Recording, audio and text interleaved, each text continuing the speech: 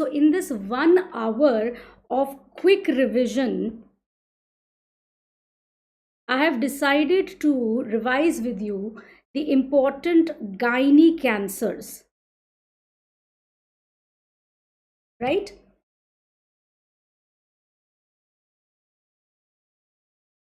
So what we are going to do in this session is compare and learn.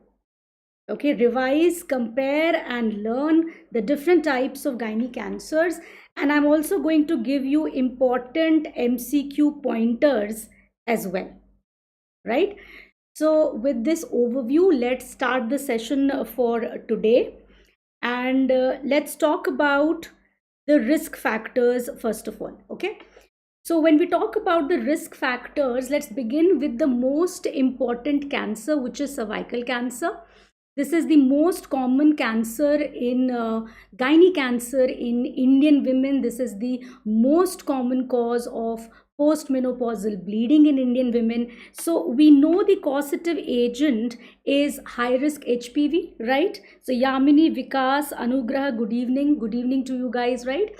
So quick revision of the risk factors. So causative agent is high risk HPV, most commonly HPV 16 and 18. These together are responsible for about 70% cases of cervical cancer. And if they ask you to pick one among the two, then HPV 16 by itself is the most common if you have to pick one. And if they ask you most specific, then most specific is HPV 18. Okay, so have a look at the risk factors: early intercourse and childbirth, multi-parity, high parity, multiple sex partners, concomitant, STIs, because HPV is a sexually transmitted infection, sexually transmitted virus. HIV infection is a risk factor, immunocompromised is a risk factor, smoking highlighted is a risk factor, and also highlight oral contraceptive pills as a risk factor, right? So highlighted here that oral contraceptive pills are particularly a risk factor for the adenocarcinoma of the cervix. Make that important distinguishing point there itself. All right, so these are the risk factors for cervical cancer. Now in your exams they often give you questions like all are risk factors except. So please remember this as well. There are no important genetics that you have to remember for cervical cancer as risk factors, right? Now moving on, if you compare that with the risk factors for endometrial cancer, so have a look at this here: early menarche, late menopause, nulliparity. These are together, we read them together, these are risk factors for endometrial cancer. Please highlight, these are not risk factors for cervical cancer. In cervical cancer, these are not risk factors: early menarche, late menopause, and nulliparity. Then chronic anovulatory states, which will lead to unopposed estrogen action on the endometrium, that's a risk factor. Highlight tamoxifen as a risk factor. Tamoxifen is used for treating breast cancer as well, and this was an MCQ in your examination also. Multiple times this has been asked. A woman was treated for breast cancer, she is receiving tamoxifen, she is having vaginal bleeding, she could be developing endometrial cancer, because tamoxifen is a selective estrogen receptor modulator and acts on the endometrium, can cause endometrial hyperplasia and cancer as well. So endometrial hyperplasia is a risk factor, obesity is a risk factor, diabetes is a risk factor. Now one pointer I want to give it to you here itself. You have a triad which is called as the corpus cancer triad, right? Corpus cancer stands for, corpus meaning the body of the uterus, right? So corpus cancer triad involves obesity, right, diabetes mellitus, and hypertension, right? So women who have endometrial cancer, they're often having obesity also, they're often having diabetes mellitus and hypertension also. So this is a triad that is seen together. But please remember, hypertension by itself independently is not a risk factor for endometrial cancer. So independently by itself, hypertension is not a risk factor. Please remember that. Then what are the protective factors, right? So see, nulliparity is a risk factor, multiparity is protective, right? OCPs are protective against endometrial cancer. Very, very important point, all right? Smoking is a risk factor for cervical cancer, but smoking is protective against endometrial cancer. So highlight that also. And exercise is also protective for endometrial cancer. Now, if you look at the hereditary or genetics associated with endometrial cancer, these are the hereditary ovarian cancers, right? So the one important point you need to remember here is HNPCC, hereditary non-polyposis colon cancer syndrome, also called as Lynch 2 syndrome. In this, we have hereditary cancers of the ovary, of the endometrium, also of colon cancer also, right? So there are other associated cancers as well. And the lifetime risk of endometrial cancer when a woman is carrying this mutation, or she is carrying this Lynch 2 syndrome, is about 40 to 60%. Then the other question they ask you is, what can we do for women who are carrying these mutations, because they have a significant lifetime risk of ovarian cancer or endometrial cancer.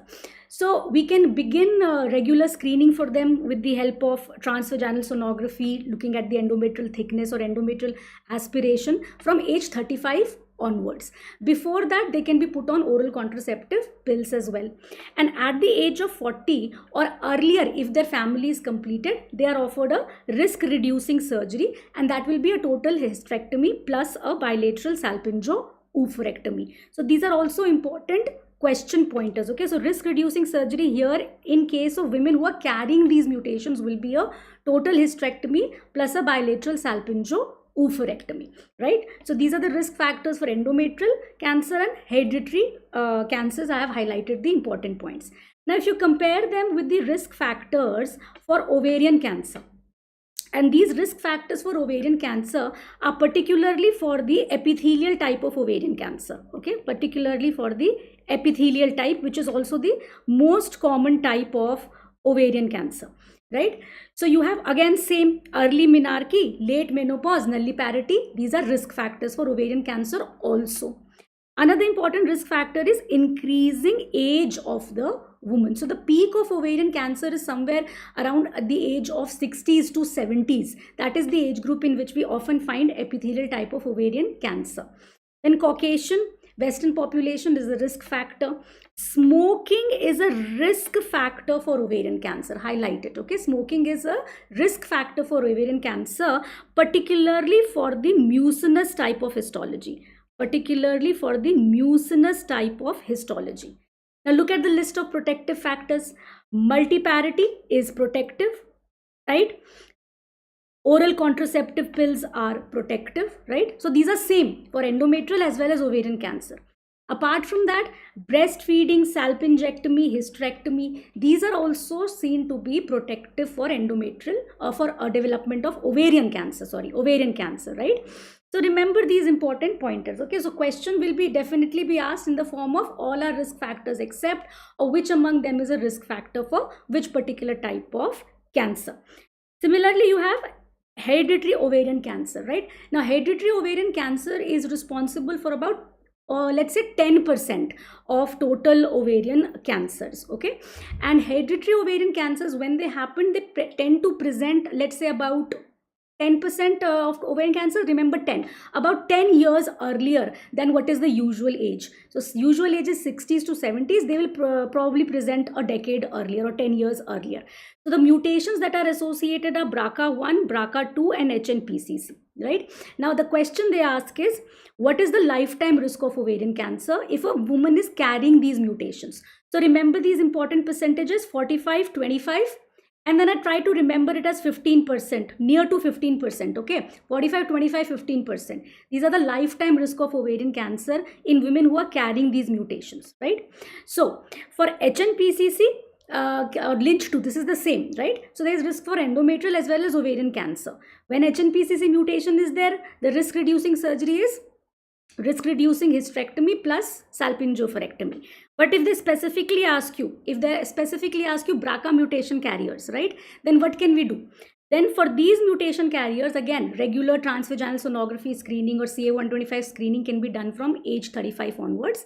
And in the meantime, they can be put on oral contraceptive pills as well, because oral contraceptive pills are protective. And once their family is complete or at the age of 40 years, they are offered risk reducing surgery. And in BRCA mutation carriers, the risk reducing surgery will be a salpingo-oophorectomy alone, right? So risk reducing salpingo-oophorectomy, that RRSO that I have written, right? So remember these important points regarding the risk factors. All right. Now, moving on. Let's talk about the cervical cancer routes of spread. Now we're talking about the routes of spread. Okay. So cervical cancer, the route of spread can be, for any cancer, route of spread kya ho sakta hai? Can be lymphatic, direct invasion, or hematogenous, right? So lymphatic spread is the most important and most common route of spread. Then they ask you the question, what are the groups of lymph nodes involved, right? So groups of lymph nodes involved is remembered by this mnemonic, which is called as HOPES. Okay, this stands for hypogastric, obturator lymph nodes, right? Paracervical, also called as parametrial lymph nodes, external iliac group of lymph nodes, sacral lymph nodes, and all these lymph nodes, they also drain into ultimately the para-aortic lymph nodes. Okay, so remember these important lymph nodes that are involved, and don't get confused. Hypogastric and obturator lymph nodes are actually part of the internal iliac group of lymph nodes, right? Internal iliac group of lymph nodes, ये उसी का part है, hypogastric and obturator lymph nodes. Then another MCQ pointer is, which is the most common group of lymph node involved, right? So if they specifically ask you most commonly involved group of lymph nodes, answer is obturator group of lymph nodes. All right. And they also ask you another important MCQ pointer, which is the sentinel lymph node or first lymph node to be involved. Then the answer is paracervical or parametrial lymph node. This is the sentinel lymph node involved, right? Remember that as well. Important pointer for MCQ purposes, right? So this is also a question pointer there itself, right? Now, the other mode of spread is direct invasion. So cervical cancer can spread by directly invading into nearby tissues as well, right? So when you have direct invasion will be, कहाँ होगा direct invasion? Below into the vagina या फिर on the sides, that is the parametrium. Okay, so upward spread of cervical cancer, meaning upward spread meaning upper spread to the body of the uterus या फिर upper spread to the tubes and ovaries, that hardly ever happens, right? So upper spread, please highlight it here, upper spread is disregarded. Okay, and ovarian involvement with cervical cancer is extremely rare, right? So ovarian involvement is extremely rare, less than 1% chance that the ovaries can be involved with cervical cancer, less than 1%. Very rare hoga कि ovaries will be involved with cervical cancer. And then hematogenous spread. So they ask you the question on cervical cancer, what is the most common site of distant metastasis in case of cervical cancer? So the most common site of distant metastasis in case of cervical cancer is the lungs. That is also an MCQ pointer, right? Now cervical cancer, another important MCQ pointer that they ask is, what is the most common reason for mortality in advanced stages, right? So when cervical cancer spreads, it can spread to the parametrium, right? So on the sides. It can also involve the lateral pelvic wall, right? So in the lateral pelvic wall, kya hota hai? There is this ureter traveling. So ureter jo hai, that can get engulfed, okay? That can get engulfed in the tumor. And that is why what will happen? Back pressure changes. Back pressure changes into the ureter, into the kidneys. So there can be hydronephrosis, right? So if there is going to be hydronephrosis, then function of the kidney can be affected. So most common reason for mortality in advanced stages of cervical cancer is not bleeding. Okay, is not bleeding. The most common reason for mortality is renal failure. Highlight that important point. Renal failure, chronic renal failure, right? So these are the important MCQ pointers regarding the spread of cervical cancer. ठीक है, अब अगर बात करें endometrial cancer की, let's compare. So endometrial cancer most commonly spreads by direct invasion, right? Direct penetration, direct invasion. So direct invasion where? Into the myometrium. Direct invasion where? Into the myometrium, right? Remember that important point. Another question is, what are the lymph nodes involved, right? So again, same group of lymph nodes can be involved: pelvic lymph nodes, para-aortic lymph nodes, and please highlight this: inguinal lymph nodes. Inguinal lymph nodes. So lymph nodes that are draining from the cornu, see, lymph nodes that are draining from this region, from the cornu of the uterus, they can along the round ligament travel to the inguinal lymph nodes. So from here, inguinal lymph nodes can also be involved. Now I have highlighted this point because remember that in cervical cancer, on the other hand, write down, in cervical cancer on the other hand, inguinal lymph nodes are hardly ever involved. Inguinal lymph nodes are hardly ever involved. Let's say almost never involved in cervical cancer.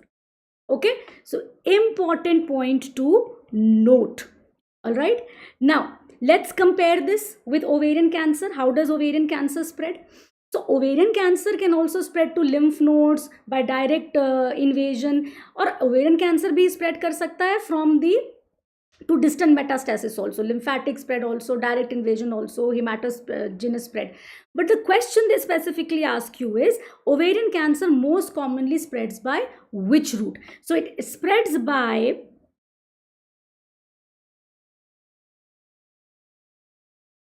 peritoneal, along peritoneal surfaces, spread along peritoneal surfaces because of exfoliation of tumor cells, exfoliation of tumor cells, right? So the tumor is in the ovaries, okay, the cancer is in the ovaries here, and tumor cells or cancer cells can exfoliate and fall down into the peritoneal cavity. So along peritoneal surfaces, that is the most common route of spread of ovarian cancer. Again, same group of lymph nodes can be involved, right? तो ये comparison हो गया route of spread का between the different types of cancers. Now let's compare the staging. How much of staging is important to remember? The most important staging to remember is that of cervical cancer.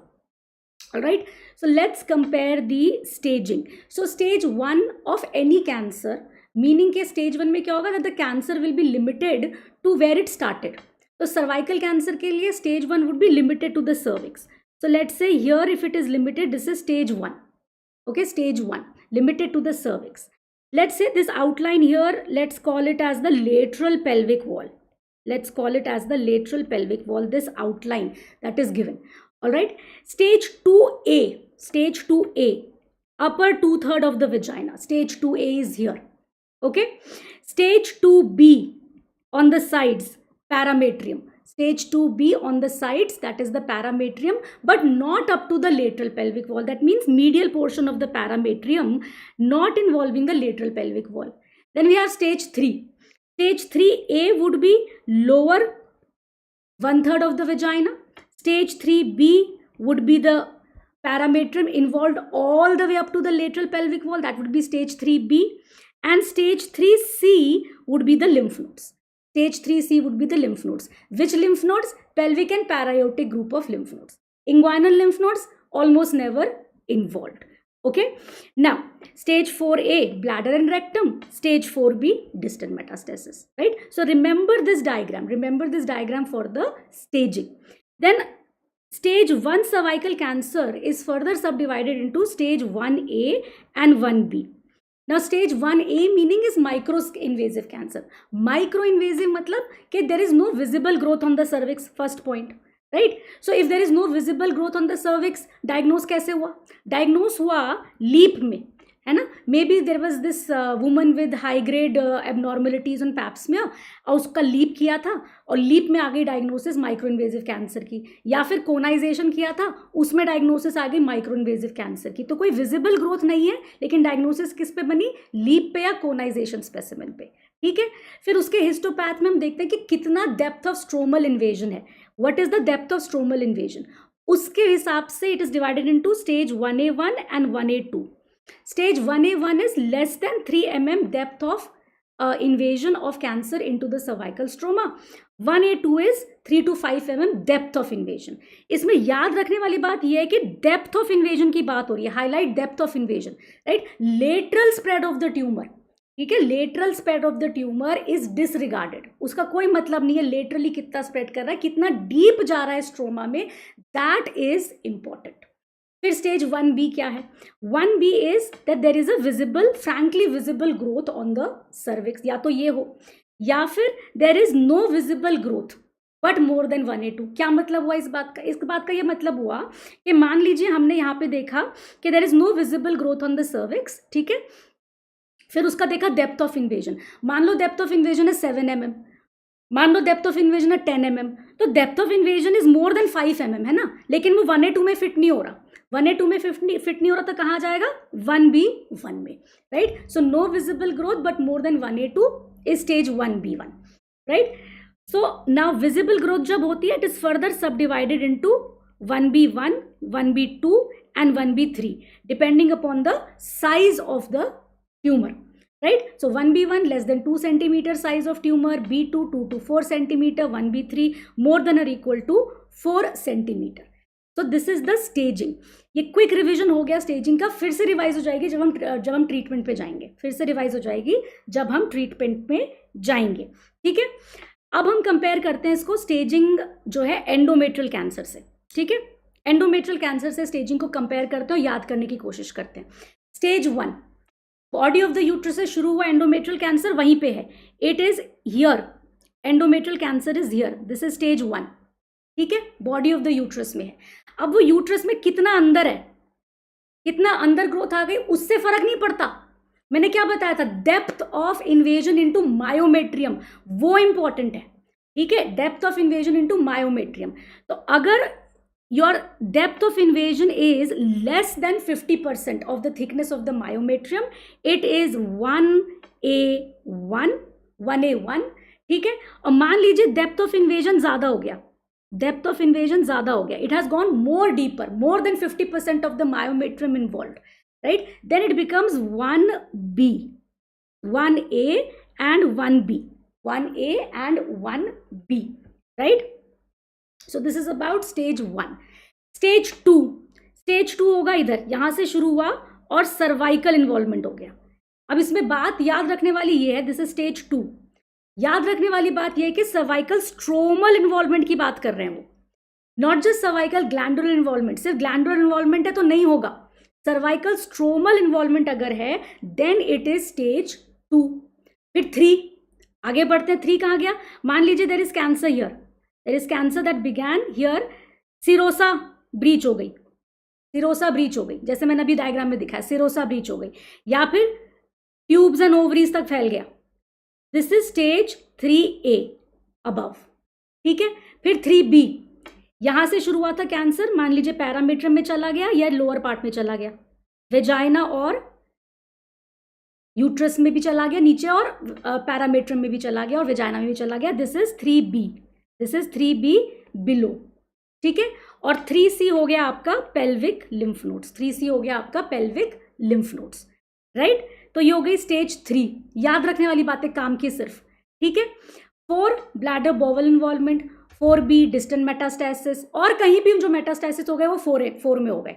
और highlight करो inguinal lymph nodes, जहां inguinal lymph nodes involve हो गए that is stage 4, that is stage 4.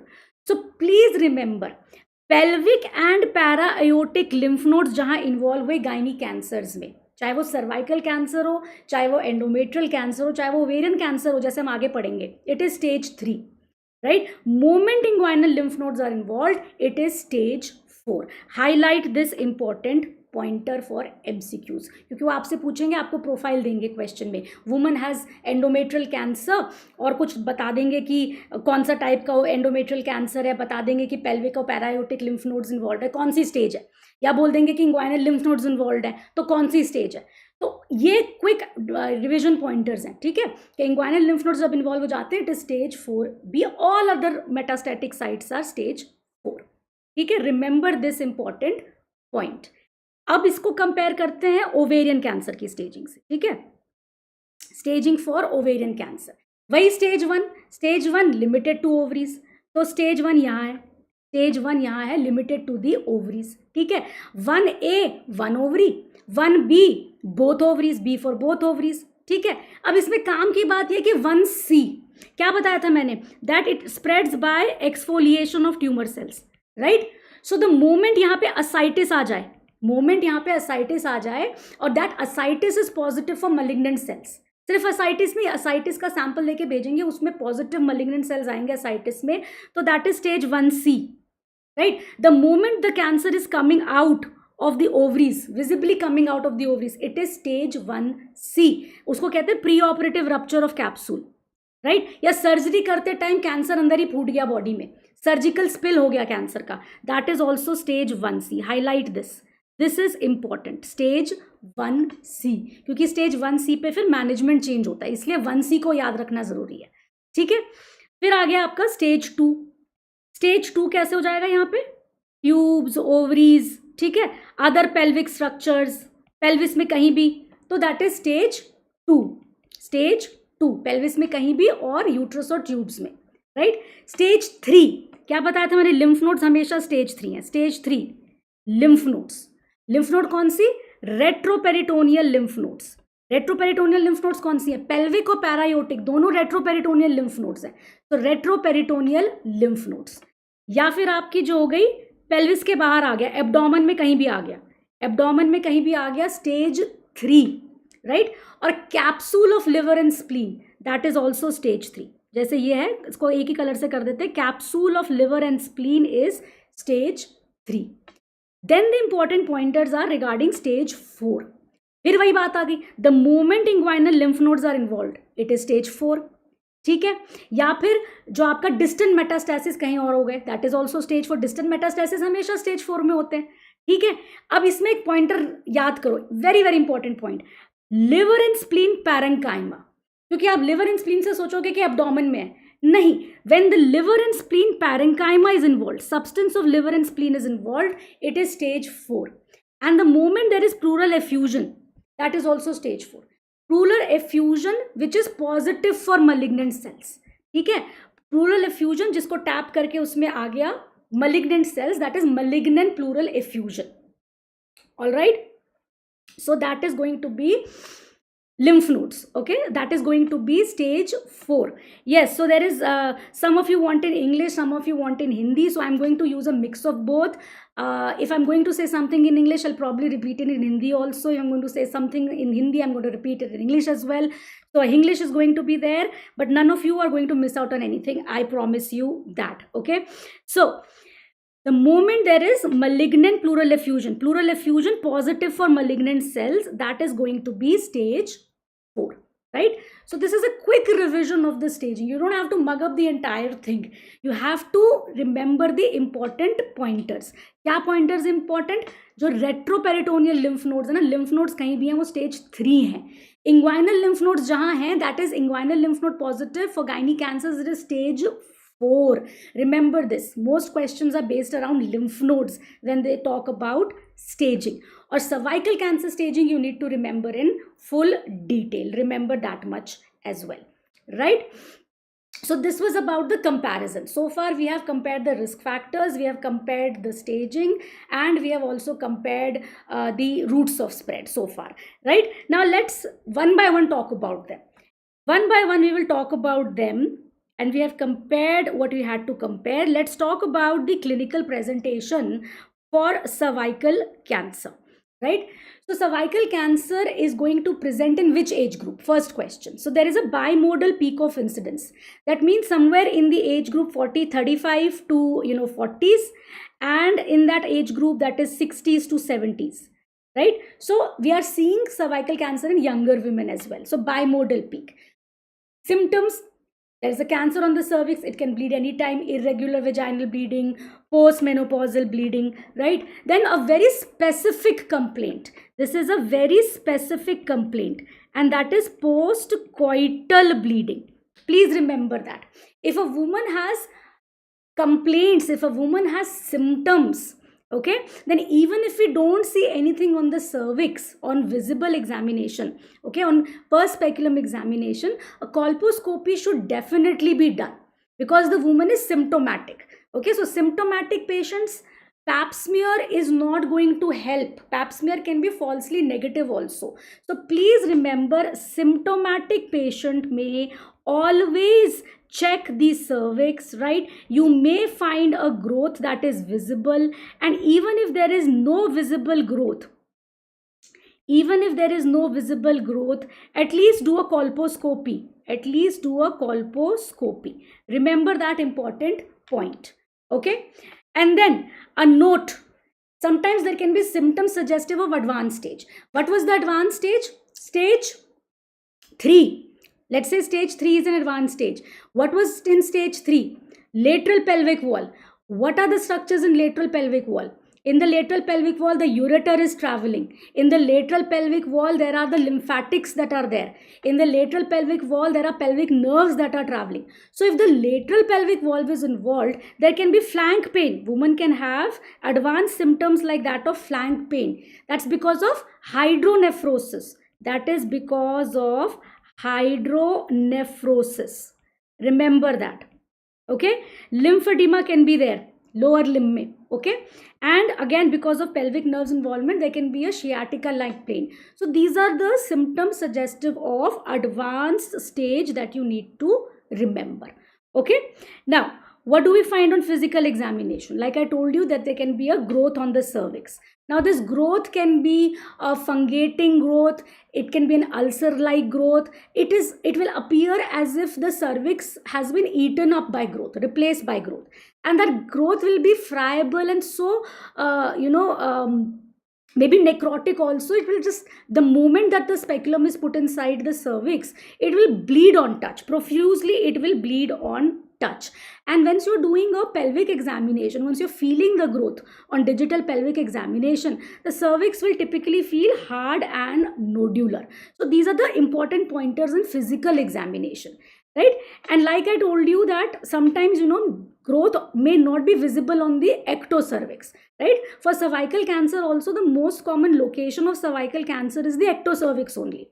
The most common location for cervical cancer is the ectocervix only. But nowadays we are seeing increasing cases of adenocarcinoma also, which are arising in the endocervical canal. Right? So if the growth is inside the endocervical canal, like here, if the growth is here, it may not be visible on per speculum examination, but the cervix will feel hard and nodular, and it will be as if the cervix has been ballooned up. Ballooning of the cervix may be felt because there's a growth inside the endocervical canal. If these are the findings, then suspect adenocarcinoma of the cervix. Okay, if these are the findings, then suspect adenocarcinoma of the cervix, right? So diagnosis of cervical cancer is fairly simple and straightforward. You see a growth and then you biopsy the growth, right? So once you biopsy the growth, you will be able to make the histopath diagnosis of cervical cancer. Now, once you have a histopath diagnosis, you will also know what are the histological types, right? So let's talk about the important histological types. Most commonly, it is going to be a squamous cell cancer, right? So the ectocervix lined by squamous cell, stratified squamous epithelium, that is what is the most common site. So that is what is the most common histological type. Among the squamous cell types, there can be variety of squamous cell carcinomas also. You need to remember the most common is large cell non-keratinizing type. There can be large cell keratinizing also, small cell also. Small cell is a typical type of squamous cell cancer which has poor prognosis. And like I told you, the incidence of adenocarcinoma is increasing these days. Adenocarcinoma is seen in younger women. That is another important pointer. Another important pointer, it is associated with oral contraceptive pills use, and another important pointer is it is specifically associated with HPV-18. So these are the 4 important MCQ pointers regarding another histological point, another histology of cervical cancer, that is adenocarcinoma of the cervix, right? So Once we have made the diagnosis of cervical cancer on biopsy, metastatic workup is required. Metastatic workup meaning to find out where all the metastases are, right? Now, for finding out the metastasis, all investigations are allowed, right? So ultrasound is also allowed, CT scan is allowed, MRI pelvis is allowed, proctoscopy, cystoscopy, to see the structures that are involved. So for staging, for metastatic workup, all investigations are allowed in current clinical practice. That is the important point to note. Now, if you talk about cervical cancer treatment, okay, let's broadly define cervical cancer treatment, okay? So cervical cancer treatment, all sorts of treatment modalities have been tried. है ना? We have tried surgery also for cervical cancer, radiotherapy also, chemotherapy also, chemoradiation also, right? All sorts. In early stages, please remember, for early stages, surgery is also an option and radiotherapy is also an option, right? Both are equally good. But in early stages, surgery is going to be preferred. Surgery is going to be preferred. That's an important point. And stage 2B and beyond. What was stage 2B? Parametrium once involved, right? Stage 2B is once the parametrium is involved. That is stage 2B and beyond, right? And other stages like the stage 3, 4 and so forth. Then we have stage 1B3 and 2A2. What are these? How will you remember? 1B3 was limited to the cervix. 1B3 was limited to the cervix. 2A was upper part of vagina. 2A was upper part of vagina. So I want you to remember these important points as staging. Limited to the cervix, but more than 4 centimeter size. 2A2, upper part of vagina, but more than 4 centimeter size. So the moment you see parametrium involvement, that is stage 2B and beyond, the moment you see bulky tumors, the moment you see bulky growths, the treatment is chemoradiation. The treatment is chemoradiation. In this chemoradiation, the main part of treatment is radiotherapy. Okay, the main part of therapy is radiotherapy. Not chemotherapy alone. Not chemotherapy alone. Remember that radiation is the main modality of treatment. And in this, the chemo part of chemoradiation. The chemo part of chemoradiation acts as a radiation sensitizer. Acts as a radiation sensitizer. And again, the question they ask you is, what is the chemotherapy? What is the chemotherapeutic agent that is used? So the agent that is used is cisplatin. Agent that is used is cisplatin. That is the agent of choice. Other agents that are used is 5-fluorouracil as well. If you have to pick one, the standard of care these days is cisplatin based chemoradiation. Okay, so remember that as well. Let's talk about now the detailed stage-wise management. Okay, detailed stage-wise management. So this is a broad overview. ये बात तो खत्म ही हो गई. That stage 2B beyond, 1B3, 2A2, chemoradiation. Detailed stage-wise treatment. Now again, cervical cancer stage-wise treatment, recent MCQ in your FMGE examination as well. So stage-wise treatment is very, very important. It will depend upon whether the family is complete or whether the family is not complete and what is the stage. So the earliest possible stage, stage 1A1. 1A1 was microinvasive cancer. 1A1 was less than 3 mm depth of invasion and no LVSI. If the family is complete, we go for a simple or type 1 hysterectomy.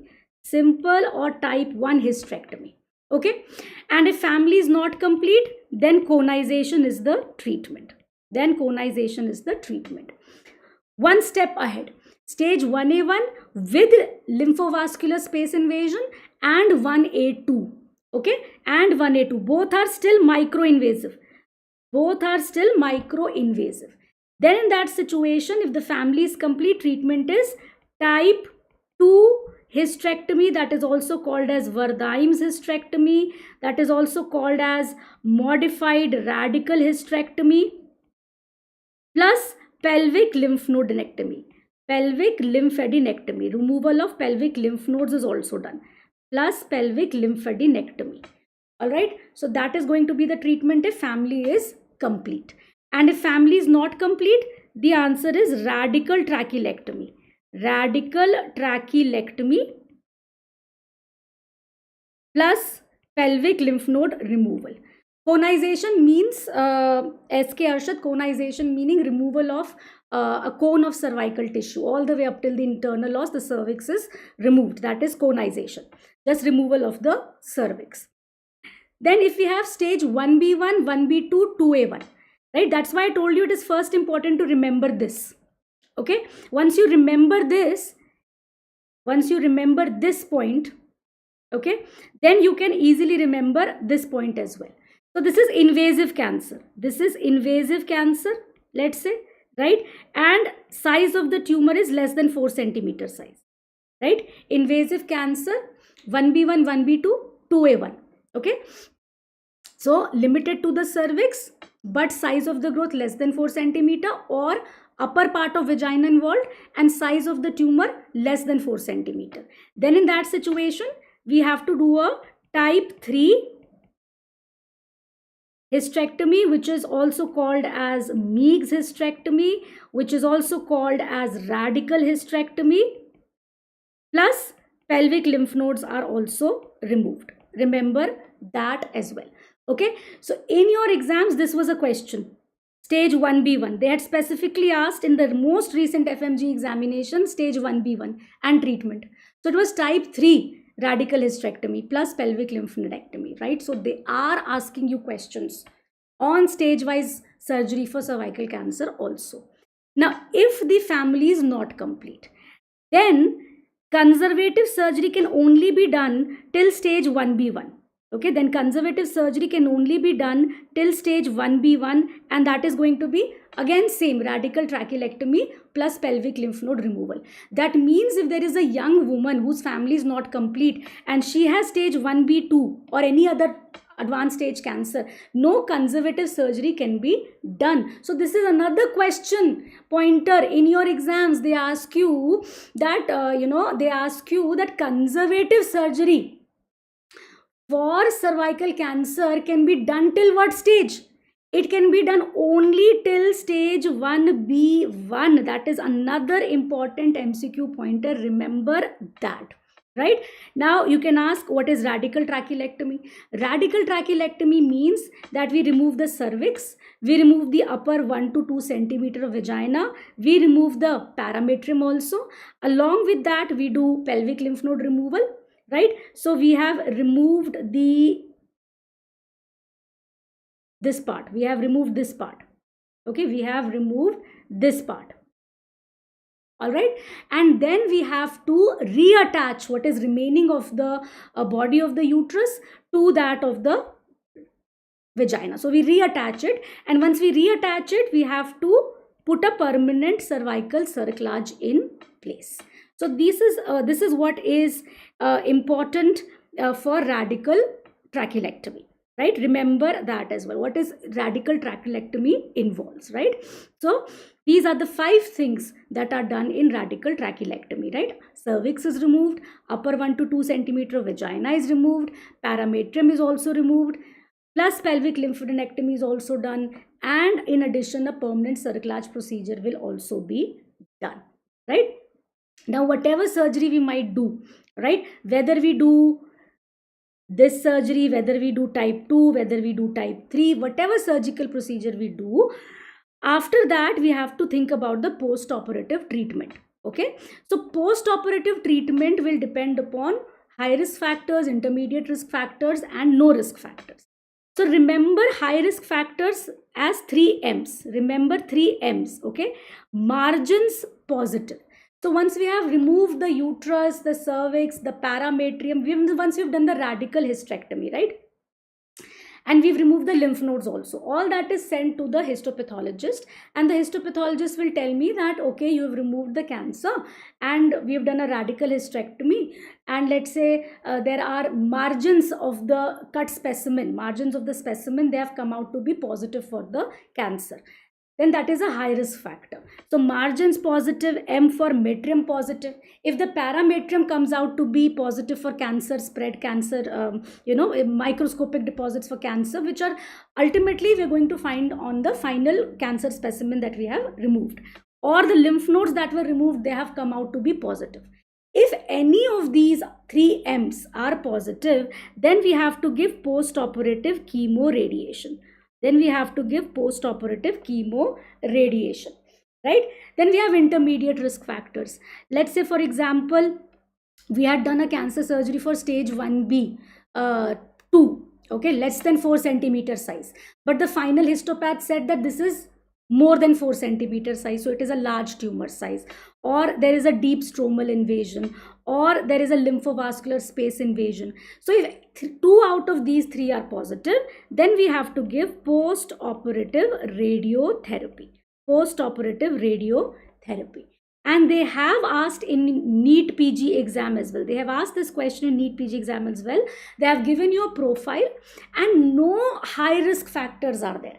They have given the information that margins are also negative, parametrium not involved, metastasis to lymph nodes are not there, deep stromal invasion is not there, size of the, so anything high risk, any high risk factor is not there. So once there are no risk factors, right, then no need to give any post-operative treatment. No post-operative treatment, just follow up is all that is required. Okay, no post-operative treatment, just follow up that is required, right? So these are the important MCQ pointers for the upcoming exam regarding the treatment of cervical cancer. Stage-wise treatment is very important. In the most recent FMGE which just got conducted, they have asked you questions on staging. So please, staging and stage-wise treatment. So remember this as well, right? Very, very important point. Now let's talk about endometrial cancer. Okay, let's talk about endometrial cancer. So when you talk about the clinical presentation of endometrial cancer, the age of the woman is in the 60s to 70s mostly, but it can be seen in younger women as well. It's not like this is the peak age, but it can be seen in younger women as well. Woman could present with irregular vaginal bleeding. She could present with postmenopausal bleeding as well. Pain is less common, but sometimes there can be referred pain in the lower abdomen, in the hypogastrum region. And this is an MCQ pointer. This referred pain in hypogastrum is called as Simpson's pain. This is called as Simpson's pain. Or endometrial thickness that is worrisome is more than 12 mm, right? If she is a woman with postmenopausal bleeding, and we have done a TVS and we are seeing endometrial thickness more than 4 mm, or let's say endometrium is thin, less than 4 mm is the endometrial thickness, but the bleeding is continuing, it is not resolving at all, right?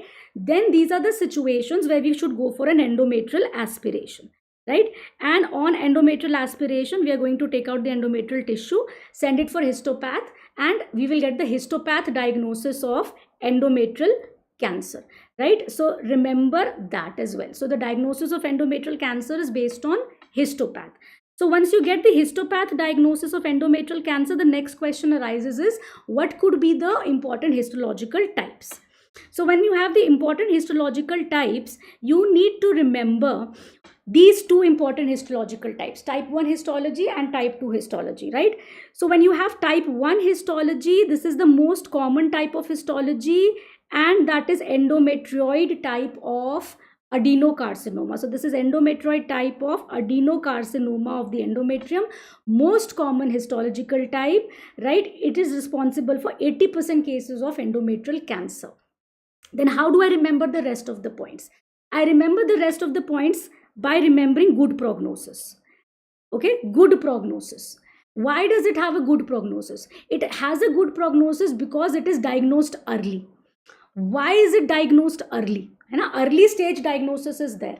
Early stage diagnosis is there because she presents at an early age. So she is either pre or perimenopausal age group. Why does she present early?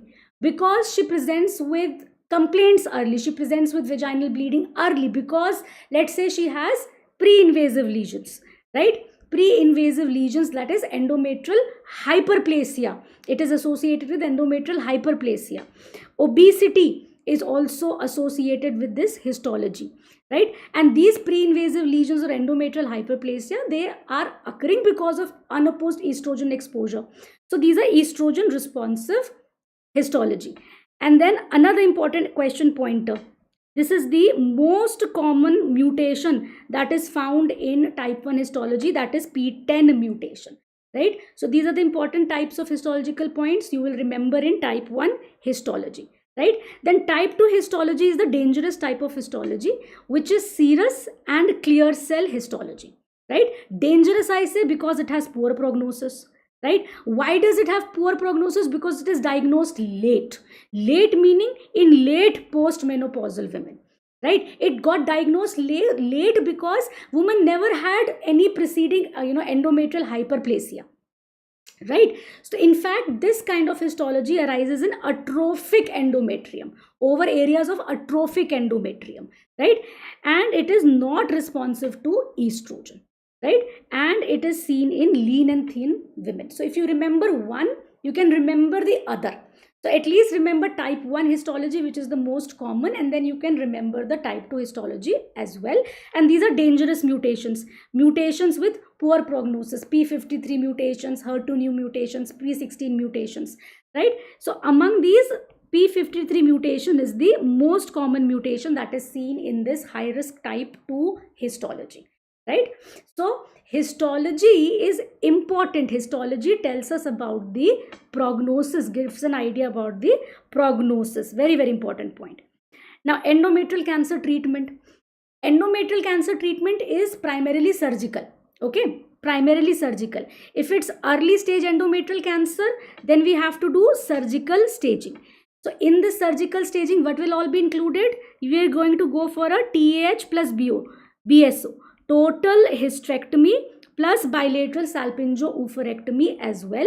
And this is going to be a simple or type 1 hysterectomy. Simple or type 1 hysterectomy, and plus minus pelvic and para-aortic lymphadenectomy. Pelvic and para-aortic lymphadenectomy. Lymphadenectomy. Okay. And in cases of advanced stages like stage 3-4, we remove whatever we can, which is called as debulking surgery or cytoreductive surgery, that is followed by chemo radiation, right? Now I wrote plus minus pelvic and para-aortic lymphadenectomy. So you need to remember, when can you avoid lymph node dissection? If you remember this, you will remember when to do lymph node dissection, okay? So one can avoid lymph node dissection when everything is good. Everything is good meaning good histology, endometrioid, good grades, grade 1 or 2, earliest possible stage, stage 1A, low LVSI, and size of tumor is also less than 2 centimeter. If all are there, if all are present, then we can avoid lymph node dissection. If not, like say for example, it is the bad histology, then you have to do the lymph node dissection. If it is stage 1B, then you have to do the lymph node dissection. If there is LVSI, you have to do the lymph node dissection. So you remember when can you avoid lymph node dissection. That will make it easier for you to answer multiple choice questions if they are asked from this, right? So remember these important pointers as well. And lastly, post-operative treatment. Now, post-operative treatment for endometrial cancer in low risk cases. In low risk cases, that means earliest possible stage and the best histology. Endometrioid grade 1 or 2, stage 1, then there is no need for post-operative treatment. No need for post-operative treatment. At least this much you should remember.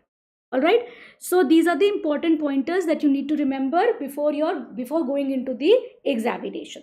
Alright, now moving on, let's talk about the ovarian cancer. Let's talk about ovarian cancers and what are the most important pointers for ovarian cancer before going into the examination. Most importantly, they are going to ask you questions on the important histological types. Questions are asked in the form of profiles. They're going to give you a profile, and most often they ask you what is the most likely histology. The most common type of ovarian cancer is epithelial. In the epithelial also, serous type of histology is the most common. So most common is serous cystadenocarcinoma. right? Now these epithelial ovarian cancers, they have a peak age of around 60 to 70s, like I told you. They are mostly bilateral, and ovarian cancers are often diagnosed at late stages, right? Because they present, like, cervical cancer, endometrial cancer, they present with vaginal bleeding. That's why women come to the hospital early. But in case of ovarian cancer, there are usually non-specific gastrointestinal symptoms like dyspepsia, bloating, gastritis maybe. So very non-specific gastrointestinal symptoms are there. That's why it is diagnosed in late stages. So if you compare cervical cancer, endometrial cancer, or ovarian cancer, then ovarian cancer has got, poorer prognosis as compared to cervical versus endometrial cancer. Then they ask you, what is the marker for epithelial ovarian cancer? The marker for epithelial ovarian cancer is CA125. Okay, and if they ask you what is the specific marker for the mucinous type of histology, okay, there's another histological type of ovarian cancer which is also epithelial in type, that is mucinous histology. Then the specific marker for mucinous histology is CA19-9 and carcinoembryonic antigen. So this is another important pointer that you need to remember. Now let's revise the important points regarding the epithelial ovarian cancer, and they are going to ask, they have asked questions in the form of match the columns also. On one side they can give you the type of cancer, on the other side they can give you important histological points. So that is also a very, very important question. Can be in the form of a profile and then ask you a histology, or it can be in the form of match the following kind of questions also. So serous histology is associated with Semoma bodies, right? So I remember it as serious SAM. This is how I try to remember it. Serious SAM, Semoma bodies. Mucinous type of histology, mucin. So mucin is there inside the tumor. So the tumor itself can grow to very large sizes. It is multiloculated, filled with mucin, and it can also be associated with mucin covering the peritoneal surfaces, that is called as pseudomyxoma peritoni. Then we have the endometrioid histology. It can be associated with endometriosis or endometrial cancer. We can have the clear cell histology, which is associated with endometriosis. There can be hobnail cells on histopath, right? And then Brenner's histology. Please don't forget, Brenner's is a type of epithelial cancer, right? So Brenner's histology is seen with, and Brenner's on histology will show transitional cell type, okay? Transitional cell tumors, they are solid, mostly benign, but they can be malignant also, and they are usually unilateral. They are usually unilateral, right? And Walther cell nests are seen on histopath. How do I remember it? I remember it with a mnemonic: Brenner's build a transitional wall. Brenner's built a transitional wall. That is how I try to remember this. So Brenner's transitional cell tumor and Walther cell nest. And then you can have other types of histology type, that is called as borderline tumors. Borderline epithelial ovarian tumors are tumors of low malignant potential, and in tumors of low malignant potential, meaning that they are very slow growing, and on histopath you will see absence of destructive stromal invasion. Absence of destructive stromal invasion. So that is an important pointer you need to keep in mind. Then very, very important, germ cell tumors, germ cell cancers. Now dysgerminoma is the most common type of germ cell cancer arising from the ovary. These germ cell cancers are predominantly seen in younger women. By younger women, I mean women in their age group of 10 years to 30 years of age group. After 30 years of age, this kind of germ cell cancers are very, very rare. And then they can give you a profile that there is a young woman who has been diagnosed with an ovarian tumor, and the serum LDH is raised, or they can say placental alkaline phosphatase is raised, or they can say HCG is raised, right? So these are the markers for dysgerminoma. The most important marker for dysgerminoma is LDH. Okay, please remember, dysgerminoma will never have raised alpha fetoprotein levels. That is an important point. On histopath, lymphocytic infiltration can be seen. Now, most of these germ cell cancers, they are usually unilateral. These germ cell cancers are usually unilateral, but it is dysgerminoma which can be bilateral in about 15% cases as well. Then the second most common type of germ cell cancer is immature teratoma. There is no specific pointer that you need to remember here. Then we have other rare forms of germ cell cancers like endodermal sinus tumor, for which the marker is alpha fetoprotein. So yolk sac tumor, it is also called as yolk sac tumor. And with sinus, I remember Schiller-Duval bodies present on histopath. And then you have embryonal cell cancer, rare again. Choriocarcinoma of ovary, rare again. But this is not the same choriocarcinoma that you see as a gestational trophoblastic neoplasia. The marker is the same, that is HCG, but this is different. This is poor prognosis. This is not gestational choriocarcinoma. This is choriocarcinoma of ovary, which is different, going to behave differently. It is going to have a poorer prognosis. Then you have sex cord stromal cell tumors, right, as well. Now this is an important MCQ pointer, granulosa cell tumor.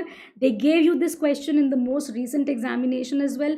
They can ask you questions like a woman presented with an ovarian tumor, and she's also having, let's say, postmenopausal bleeding, or she's also having endometrial hyperplasia. What is the most likely histology? A granulosa cell tumor, because these are the tumors that secrete estrogen. So that's why they're associated with endometrial hyperplasia or abnormal uterine bleeding. Or if this cancer occurs in a postmenopausal women, they can be associated with postmenopausal bleeding as well. If this kind of cancer happens in a younger age group, let's say a pubertal girl, if they happen, so this is a juvenile form of granulosa cell cancer, can happen in pubertal girls also, then it can be associated with precocious puberty as well. So they can give you a question framed around this profile as well. And if they ask you a specific marker, then the marker for granulosa cell tumor is inhibin. Remember that important point. Marker specifically is inhibin. And then other important pointers regarding granulosa cell tumor: granny calls for coffee. I remember this as granny calls for coffee, right? So on histopath, granulosa cell tumors are associated with Cole-Exner bodies, and they are associated with coffee bean nuclei. So this is how I remember granulosa cell tumor. Then there can be other sex cord stromal cell tumors like theca cell tumor or sertoli Leydig cell tumors. These are androgen producing tumors.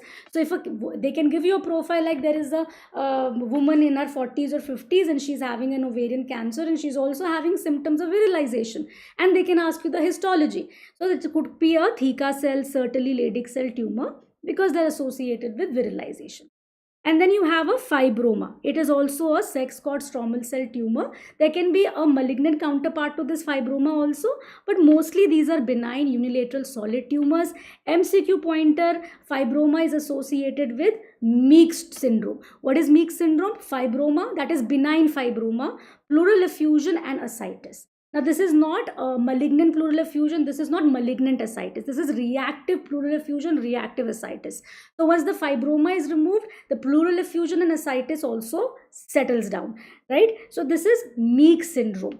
Another important pointer is when the same things, that is pleural effusion, ascites, are associated with another histology, other than fibroma, that is called as pseudo-Meeks syndrome. Pseudo-Meeks syndrome, right? And what is this another histology? This another histology could be Brenner's, could be anything, but it is mostly Brenner's. Could be anything, but it is mostly Brenner's. Then the last kind of important histopathological type of ovarian cancer is the Krukenberg's tumor. Now, Krukenberg's tumor is a very specific kind of metastatic tumor to the ovary, which has signet ring cells seen on histopath. Then they ask you what is the most common primary site. And the most common primary site is from the stomach. That should be your first choice answer, followed by bowel and breast. And mostly these tumors are bilateral, mostly. Usually bilateral, not always. Please remember, they are not always bilateral, but they're usually bilateral. So this covers the important histological points of revision. Now, please remember that primary treatment for ovarian cancer is also surgical. Okay. Now, what do we do in the surgery? If it is early stage meaning let's say stage 1 or 2, right? So early staging meaning let's say stage 1 or 2, surgical staging, THBSO, pelvic and para-aortic lymphadenectomy is also done, and infracolic omentectomy is also done. In advanced stages, stage 3, 4, we remove what we can. We call it as surgical debulking followed by chemotherapy, right? Now, once we do early stage treatment with the surgical staging, after that we have to think about whether we need to give post-op chemo or not. This is very simple. Post-op chemotherapy is given to all patients of epithelial ovarian cancer except for stage 1A and 1B and grade 1. What did I tell you? 1C is important. The moment that it is stage 1C or beyond, that is why I told you, remember 1C. 1C is important because the moment it goes beyond 1C and beyond, post-op chemotherapy has to be given. So 1C and beyond, post-op chemotherapy is always given. If it is clear cell histology, then doesn't matter the staging, always give post-op chemotherapy, right? Then the next question they ask you is, what is the drug of choice? The drug of choice for post-operative chemotherapy is carboplatin plus paclitaxel. So this combination chemotherapy is given. From here itself, highlight one more pointer. When you have chemotherapy for germ cell cancer, from here itself, highlight one more MCQ pointer. When you have chemotherapy for germ cell cancers, then the same agents are not used. Okay, then the same agents are not used. Then we have various regimes, but the one that is commonly used is the BEP regime, which stands for bleomycin, right? Etoposide, and P stands for platin, cisplatin. Okay, so these are the agents which are used in the BEP regime. P stands for platin. So this is how the germ cell cancer chemotherapy is different. At least remember this point as well. So with this, we cover the treatment for ovarian cancer as well. So this is just a quick revision. So I have highlighted the key important points. The most important points I have covered in this. Okay. So what did we revise so far? So far we revised so many important pointers. We revised the risk factors. We compared the risk factors. We revised the routes of spread. We revised the stagings. We revised the clinical presentations. We revised how the diagnosis is made. We revised the important histology. And we revised the stage-wise treatment, the basic stage-wise treatment as well. And most importantly, let me again remind you, stage-wise treatment in detail for cervical cancer, very, very important for your NEET PG exams. Then finally, they are also asking you questions, increasingly, asking you questions on vulval cancer. Now understand that when you read so many cancers, many of you skip vulval cancer. Okay, you skip reading about this. So let's have a quick revision. All right, vulval cancer. And we are going to highlight the key important areas, right? So vulval cancer, most common histological type is squamous cell cancer, right? Squamous cell cancer, the stratified squamous epithelium of the vulva, that is the one that gives rise to the cancer. It can arise from any other part of the skin as well. It can be from the melanoma. It can be from melanoma. It can also be in the form of a Bartholin's gland cancer. So it can arise from other areas also, but most commonly squamous cell cancer, and typically of the keratinizing type. Typically most commonly of the keratinizing type. Right, so let's talk about that. You have the keratinizing type of squamous cell cancer and you have the basaloid type or warty type of squamous cell cancer. This keratinizing type of squamous cell cancer is seen in older women very typically, and they ask you this question: what is the peak age of vulval cancer? Peak age of vulval cancer is in this age group, 65 to 75 years of age, right? So peak age, most common types, all here: keratinizing squamous cell cancer seen in older women, and it is associated with lichen sclerosis and differentiated VIN. What is differentiated VIN? VIN stands for vulval intraepithelial neoplasia. So these are the risk factors, right? These are basically the risk factors: lichen sclerosis, differentiated VIN, vulval intraepithelial neoplasia. These are risk factors. Then we have the basaloid type of histology. This type of histology is seen in younger women, right? It is associated with HPV, right? So again, HPV is a risk factor for cervical cancer also, HPV is a risk factor for vulval cancer also. But which type of vulval cancer? Basaloid or Warty type, typically seen in younger women, associated with a few high risk type of HPV. Again, most commonly HPV 16, just like that of cervical cancer, most commonly HPV 16. The risk factors are just like cervical cancer, HIV and smoking as well, right? HIV and smoking as well. So they can ask you a question like, all of the following are risk factors for vulval cancer except. So remember these risk factors, and remember that lichen simplex is not a risk factor, right?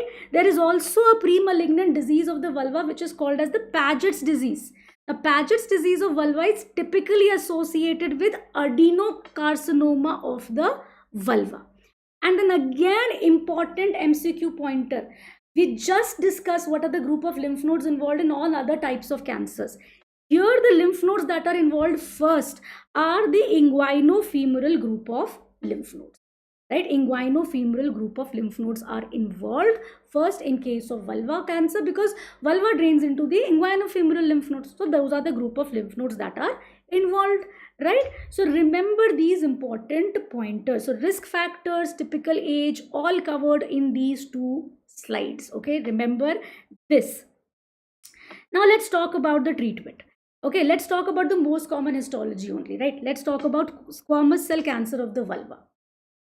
What would be the symptom? You see, there could be a lump or an ulcer on the vulva, there could be pain, and if there are inguinal lymph nodes that are enlarged, they can simply be palpable in the groin region, right? So groin nodes may be palpable. However, the most common initial symptom is often nothing but pruritus, because what did I just tell you? Lichen sclerosis is a risk factor, right? So women, they have long-standing history of itching on the vulva, and they may have just some atrophic area on the vulva, and the complaint could be itching. That's it, right? So the most common initial symptom is actually pruritus. Lump or an ulcer on the vulva, of course, will develop at a later point in time. How is the diagnosis made? Diagnosis can be made by performing a biopsy. You will have a histopath confirmation that yes, it is a squamous cell cancer of the vulva. You can have early stages or you can have advanced stages. Let's talk about early stages. With this, we will revise the staging as well. So early stage would be, let's say, limited to the vulva. Early stage, let's say, limited to the vulva, confined to the vulva. Stage 1, earliest stage, stage 1, confined to the vulva. Okay. Now, if it is less than 2 centimeter size of the lesion or less than or equal to 1 mm depth of invasion, that is the earliest possible stage, that is stage 1A. Okay, so earliest possible stage 1A, less than 2 centimeter is the growth size and less than 1 mm is the depth of invasion. All this is information that is gained on biopsy. Biopsy will tell us how much is the depth of invasion, and of course we are seeing the size of the tumor as well. Then all we need to do is a wide local excision as long as there is no lymphovascular space invasion. Then all we need to do is a wide local excision. But once it goes beyond that, meaning once it becomes stage 1B.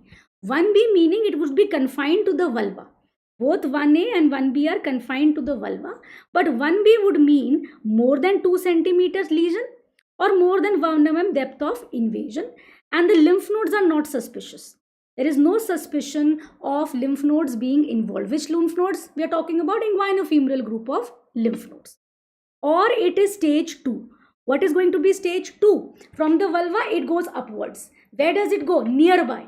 Stage 2, beyond the vulva. Where does it go beyond the vulva? In the next stage, lower 1/3 of urethra, vagina or anus. Then we are going to go for a wide local excision plus inguinofemoral lymph node dissection. That is the recommendation. Now this wide local excision is done in a manner that, you see, 2 centimeter, more than 2 centimeter lesion could be 4 centimeter, 5 centimeter, 6 centimeter, all are more than 2 centimeter, right? So when we are, excising the vulva, we may end up doing a vulvectomy. Whether partial, whether bilateral, we may end up doing a vulvectomy, whether partial or whether total, bilateral, complete, that doesn't matter. But we have to go for a radical wide local excision, and we always have to do inguinofemoral lymph node dissection. Now there is another important pointer here.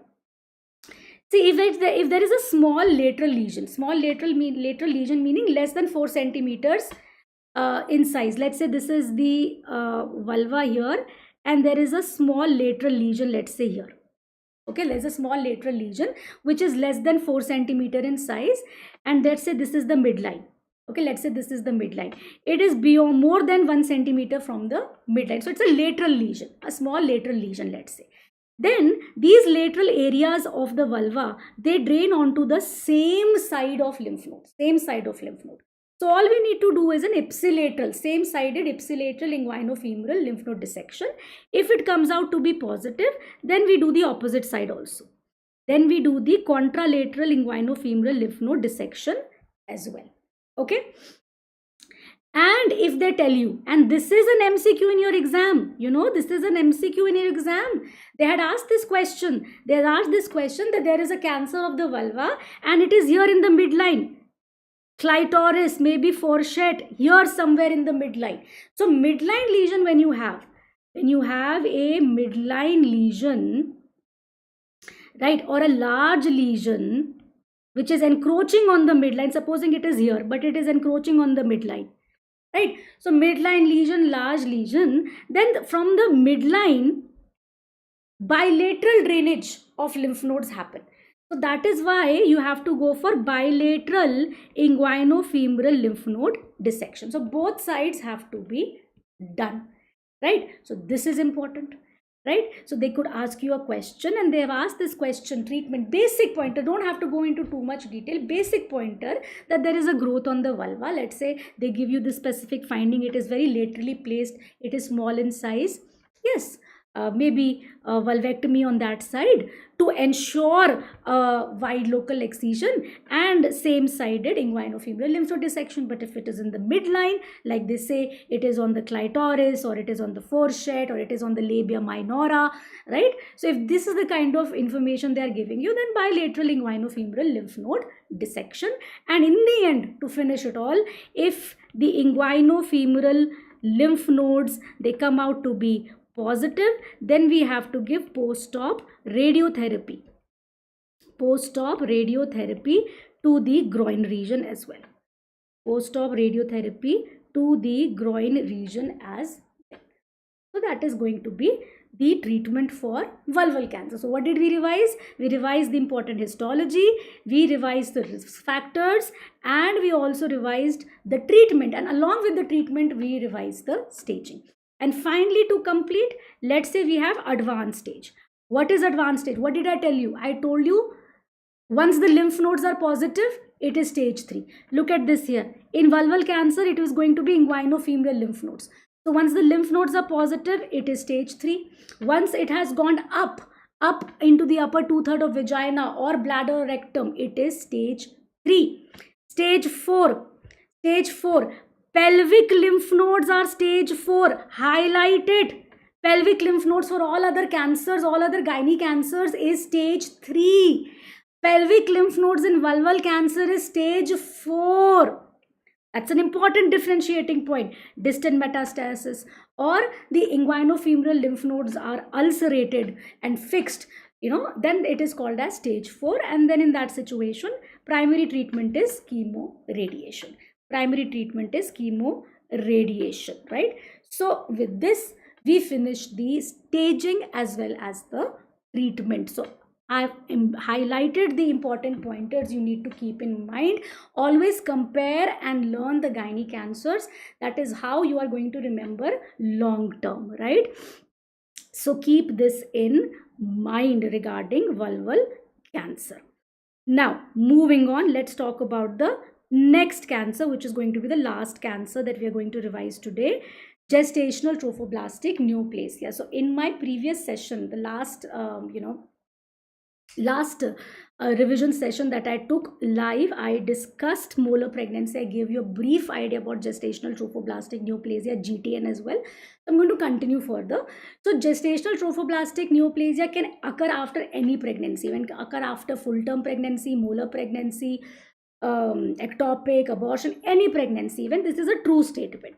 Okay, but GTN most commonly occurs after a molar pregnancy event. But if they ask you what is the most common GTN developing after a molar pregnancy, then the answer is an invasive mole. Then the answer is an invasive mole. And then if that's not in the option, choriocarcinoma. If they ask you choriocarcinoma develops most commonly after which pregnancy event, then GTN on the whole occurs most commonly after a molar pregnancy event. So choriocarcinoma also develops most commonly after a molar pregnancy as well. So this is the answer. And if they ask you most common GTN to develop after full-term pregnancy, that means that the woman had a full-term pregnancy, she delivered, and happened to develop gestational trophoblastic neoplasia after that. It is almost always 99%, almost always a choriocarcinoma. So most common GTN to develop after a full-term pregnancy, answer is a choriocarcinoma.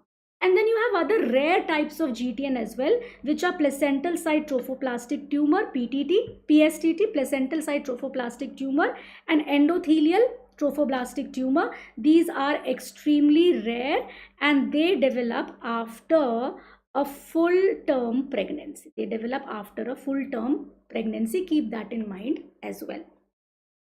Now, simple pointers to begin with. What is the tumor marker for GTN? Tumor marker for GTN is HCG. All right. What is the sites of metastasis? They ask you. The most common site of metastasis is the lungs. Right.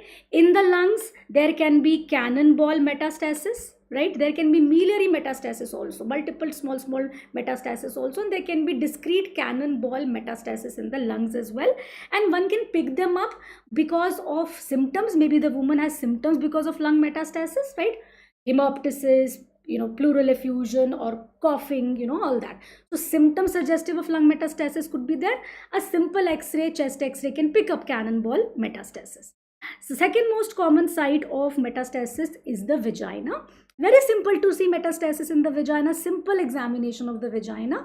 One can see bluish or purplish friable nodules. Now these friable nodules, they bleed if you're going to biopsy them. So there is no need to biopsy these nodules at all because they can bleed profusely, they can bleed massively, and then it will become a difficult bleeding to control.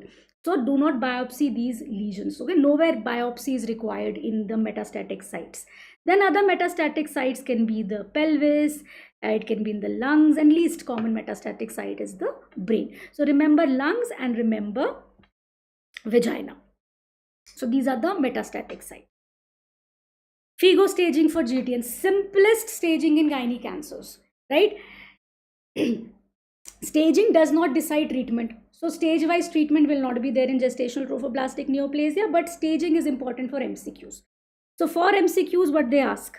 They ask you stage 1 GTN. It is confined to the uterus because that is where it began. Okay, gestational trophoblastic neoplasia is a form of a uterine cancer. So that is where it began, confined to the uterus. Stage 2, it has gone outside the uterus, but it is still in the genital structures. Like for example, they will say there is a woman with, diagnosed with gestational trophoblastic neoplasia and she has deposits in the vagina. They can give you this profile and they will ask you what is the stage. So vaginal metastasis will be stage 2. Okay, so that is going to be the trick to remember.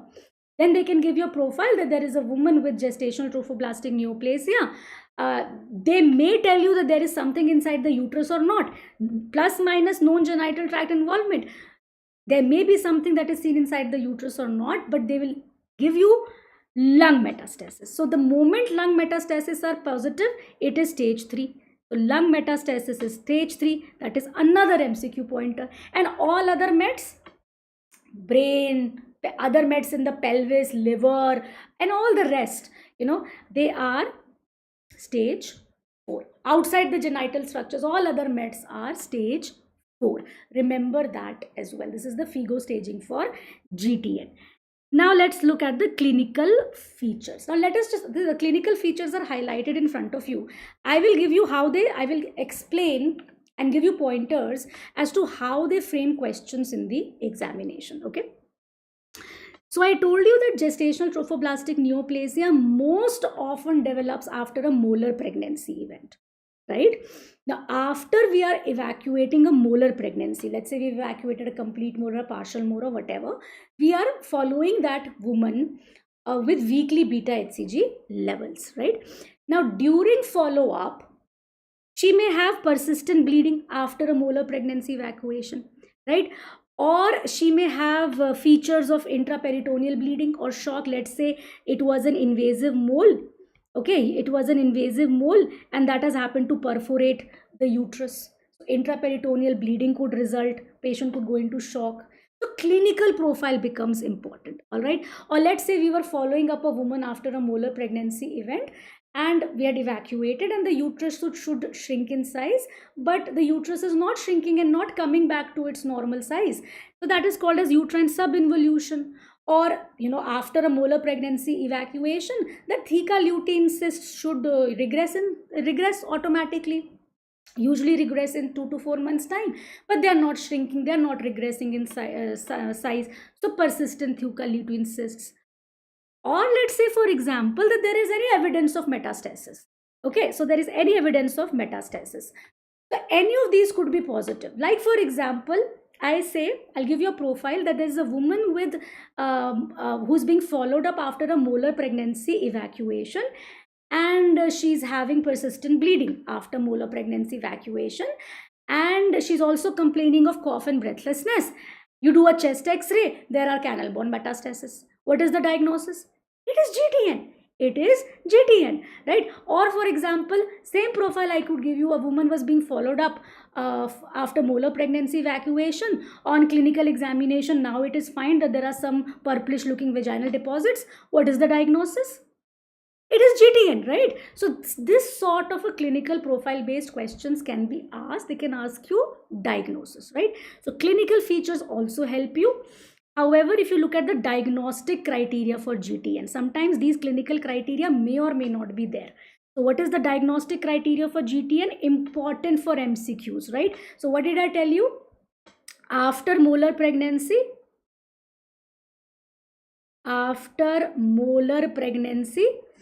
we are following up the woman with weekly beta HCG, till we are getting normal values, right? So when we are following weekly, we will interpret those weekly levels, right? So if there are four back-to-back values showing plateauing beta HCG levels should fall, but they are plateauing meaning plus minus 10%. Okay, plus minus 10%. Four back-to-back values are required. We'll say GTN has occurred. If there are three consecutive back-to-back values showing rising beta HCG levels, that means GTN confirmed. Or let's say it has been 6 months down the line, 6 months after molar pregnancy evacuation, and still beta HCG levels have not come back to normal. Persistence of beta HCG after 6 months, diagnosis is GTN.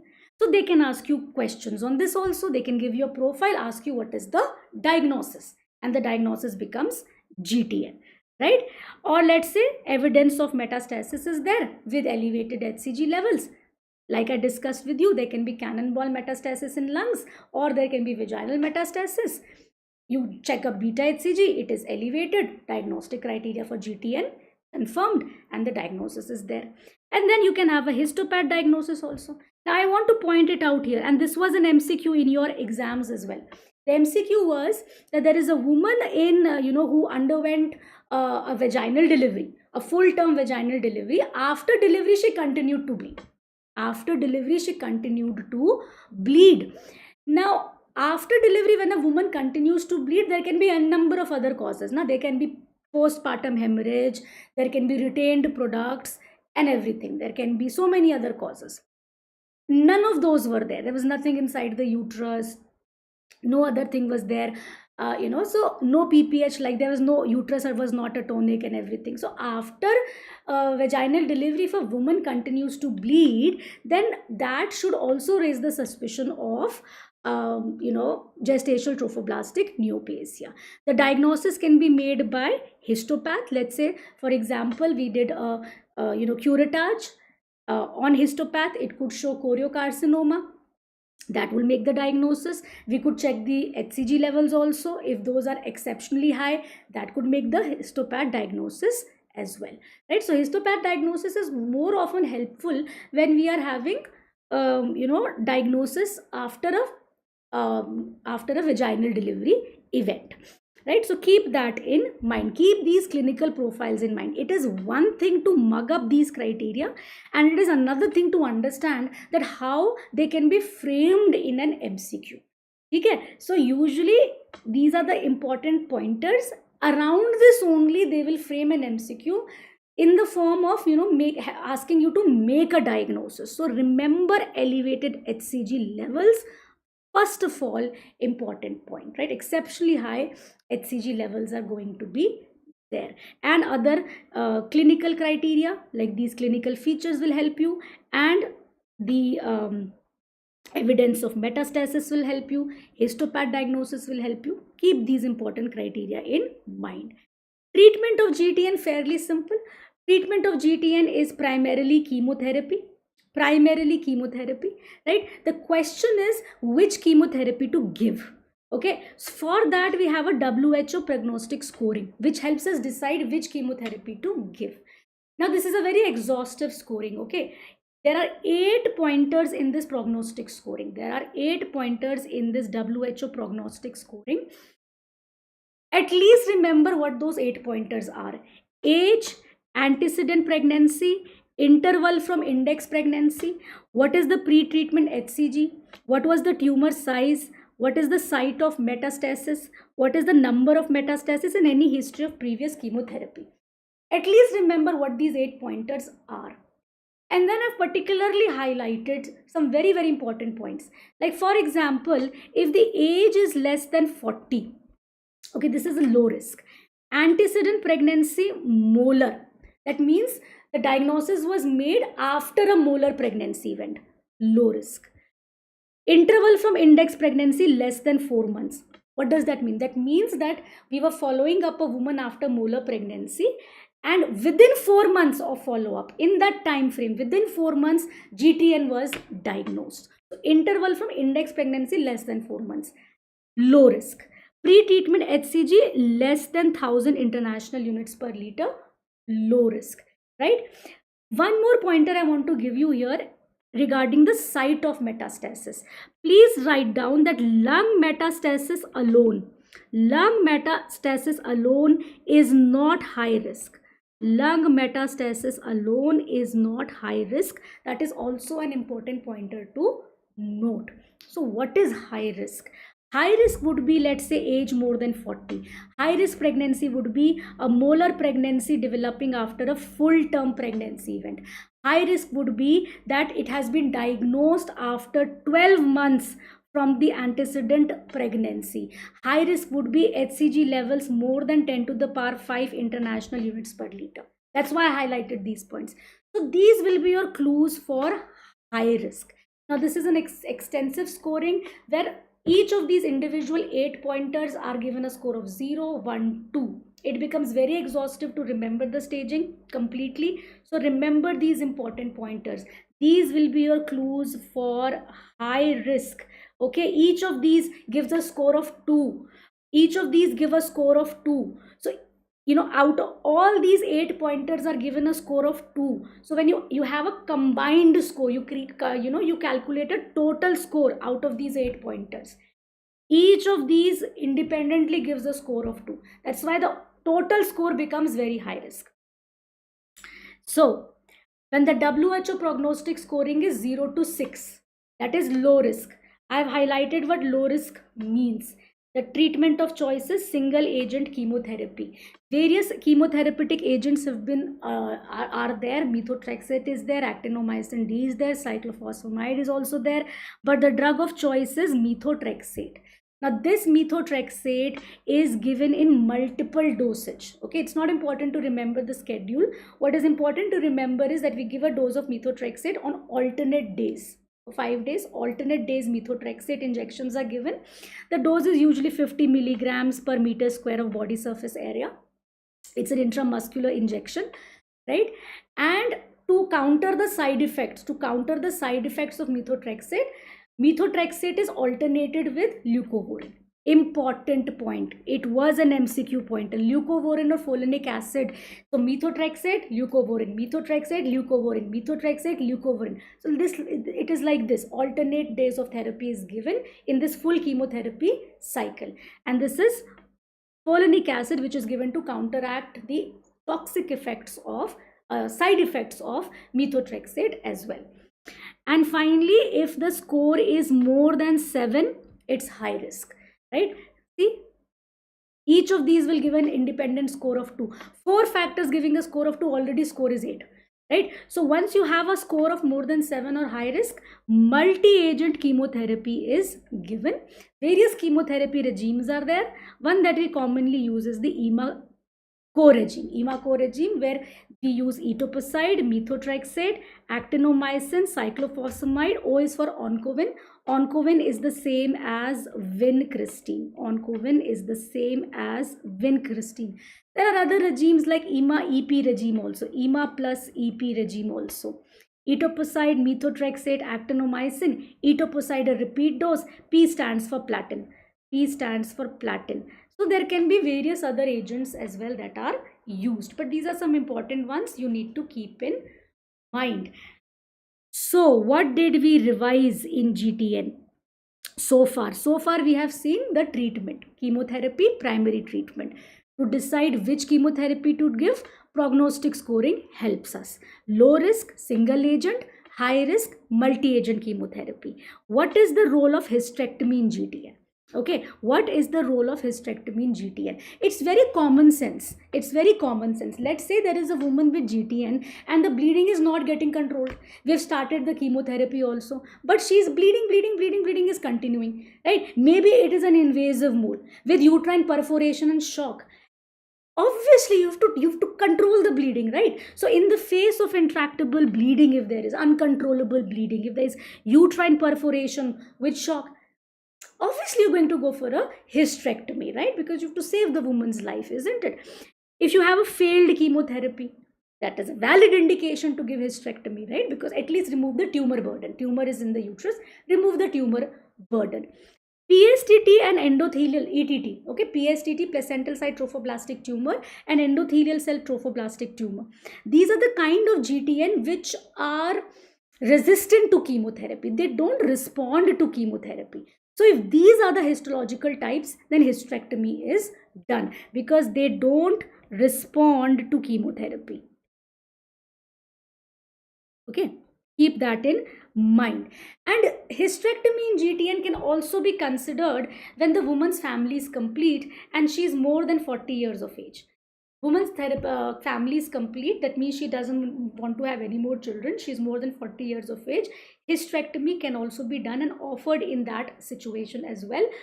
But please keep in mind, and this is a very valid point, if you do a hysterectomy for that woman, let's say in this scenario we do a hysterectomy for that woman, does that mean that she can never have distant metastasis, or she does not need to come for beta HCG follow-up anymore? No, her risk of having metastasis is still there. You've removed the primary tumor, yes, but there can be, GTN is a malignancy where microscopic metastasis can be there in the lungs, at other sites also, right?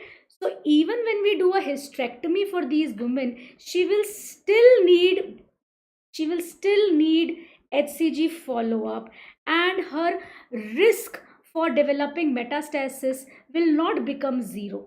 Risk for metastasis in the future will not become zero or nil. Keep this in mind. So this needs to be counseled to the woman.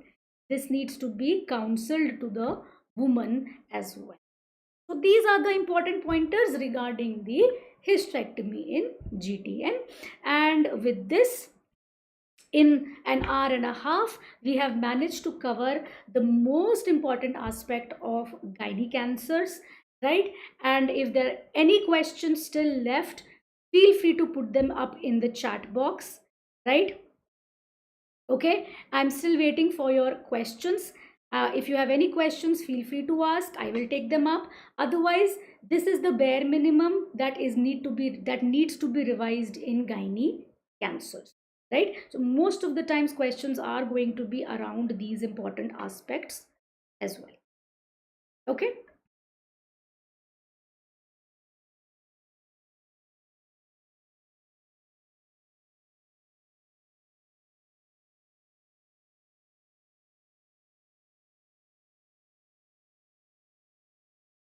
Any questions?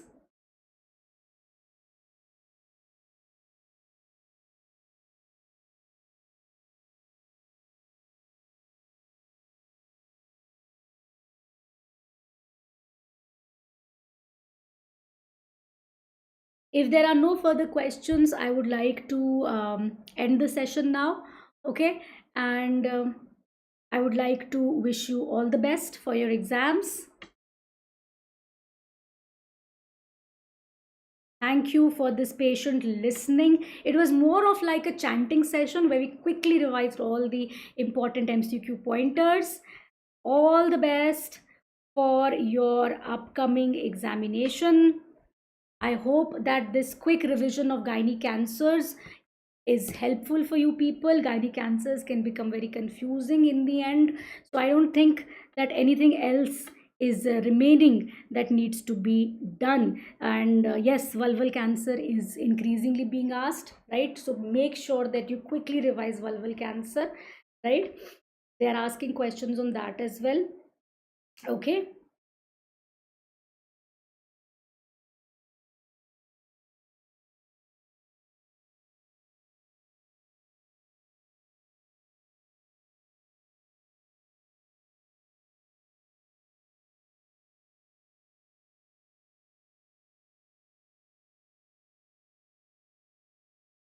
So since you guys are not posting any questions, I believe there are no further doubts, and let's not waste further more of your precious time. All the best. Last minute revisions are always helpful. So I like to end the session for today. Thank you so much.